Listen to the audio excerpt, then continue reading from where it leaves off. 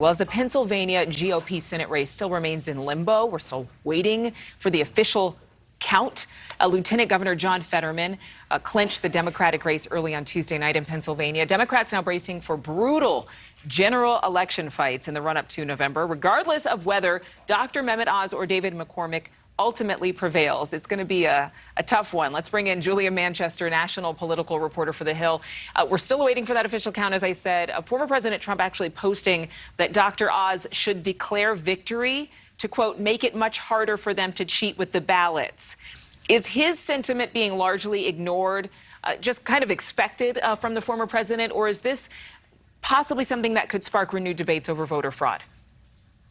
You know, it is something I think that we expected from the former president, because the former president's endorsement is on the line, really, in Dr. Oz. You know, I was speaking to a Republican source yesterday, Adrian, and they essentially said, look, the president this is evidence that the president is worried that his brand, this brand of being undefeated in the primaries, if you will, with these elections, is at risk because Dr. Mehmet Oz, someone he put a lot of backing behind, is at risk. You know, in terms of voter fraud and such, yes, I mean, I think that's a very plausible question to ask, especially after President Trump's past false claims about voter fraud. Now, my source told me that they didn't think it was necessarily a good thing for Oz that Trump was doing this, because it sort of could give more ammunition to the Democrats, no matter who wins the general election. But definitely a nail biter of a race, and we can guarantee you that President Trump, is watching this very closely. Of course, anybody he endorses, I'm sure he's watching very closely. But the GOP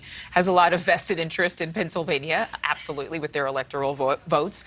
Republican turnout exceeding 37% in Pennsylvania. 37%. The highest midterm primary turnout in at least 2 decades, more than $70 million in advertising and other spending. So why are voters so eager to vote this year, do you think?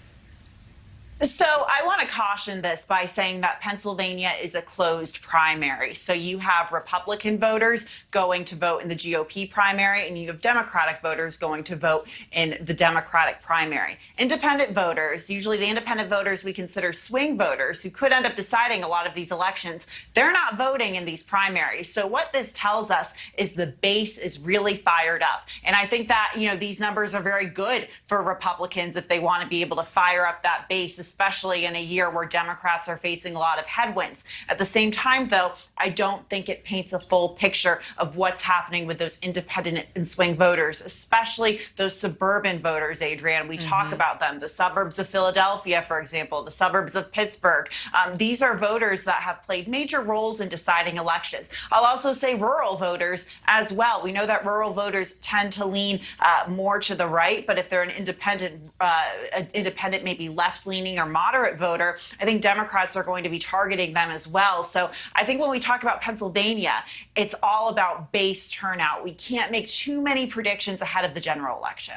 Well, former DNC Chair Donna Brazile, she has been quoted recently in an interview saying that Democrats have to stop sleeping at the wheel, to stop waiting for the last 6 weeks of the election to take action, because obviously between very poor approval ratings for this administration and this inflationary time that we're in, there are a lot of things that Democrats could be doing on the ground, boots on the ground, to give answers to communities. So are there any answers for the Democratic Party at this point to motivate their base?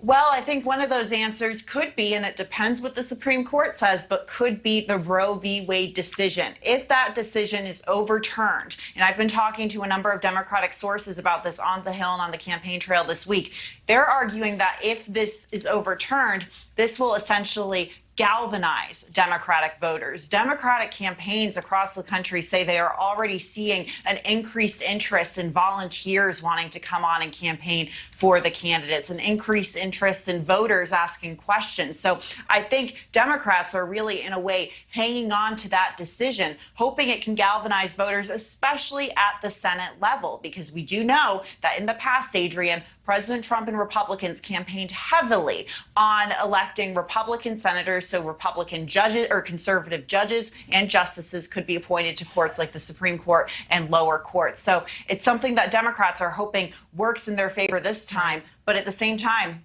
facing headwinds like inflation. That's true. Julia, thank you so much. Thank you so much for watching. Make sure to click on the red subscribe button below so you can get more of NewsNation's fact-driven, unbiased coverage.